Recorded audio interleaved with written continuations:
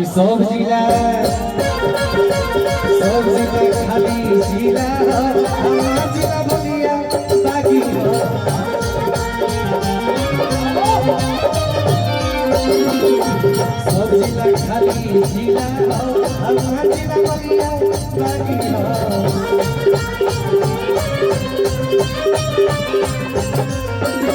गली गली हम बाहुबली घूमेले लेके कन्हैया दुगली घूमेले इहाँ बच्चा बच्चा बाबू फाड़ी हो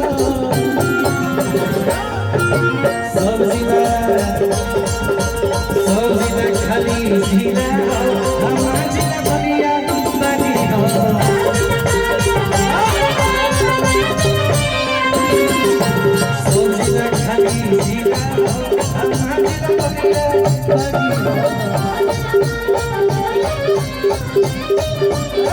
सब भैया लोग पुलिस विभाग से बानी जा केहू बड़े बड़े नाइट पर बाटे आप सब तो आप लोग के लिए गाना है कि जहाँ डाल डाल पर सोने की चिड़िया करती है बसे वो भारत देश है मेरा वो भारत देश है मेरा वो भारत देश जहाँ डाल डाल पर सोने की चिड़िया करती है बसे वो भारत देश है मेरा वो भारत देश है मेरा वो भारत देश है मेरा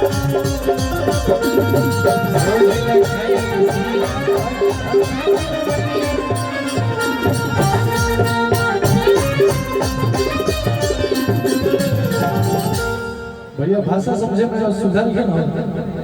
वहाँ मन ऐसा नहीं करना बने कि सब कर गरम आदमी चाचा ये बलिया है बलिया बागियों की धरती आवल तो हलो मर दे तानी लोग कुछ नहीं गई कि सब कर गरम आदमी चाचा जब पुरन बाजा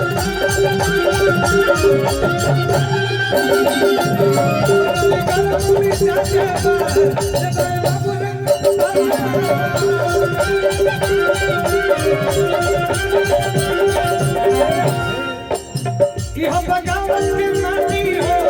बोले मरदी हम खाती हम बगावत के माटी हो बोले मरदी हम खाती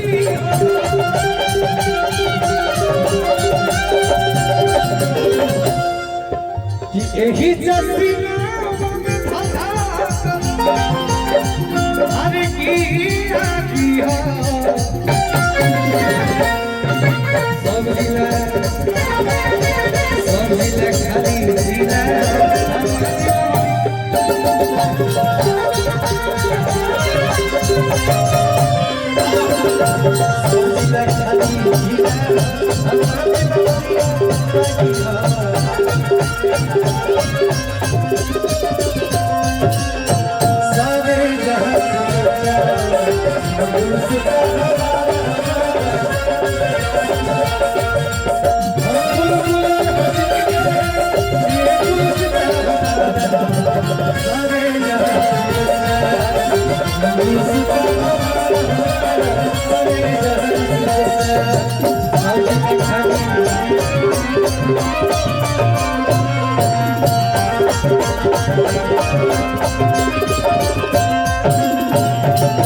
इतने ना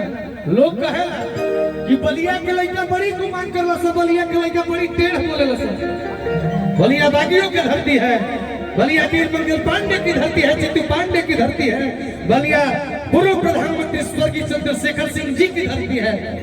तबे बलिया को हमने क्या गुमान करनी जा कि हे बलिया के लोगन के शान के ताना अपना जिला को गुमान के ताना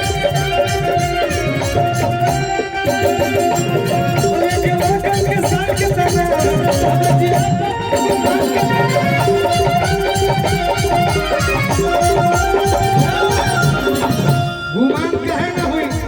जौन बलिया 1947 में आजाद भई रहे वो बलिया 1942 में आजाद भई रहे बाद में घमंड कि वीरों की धरती जवानों का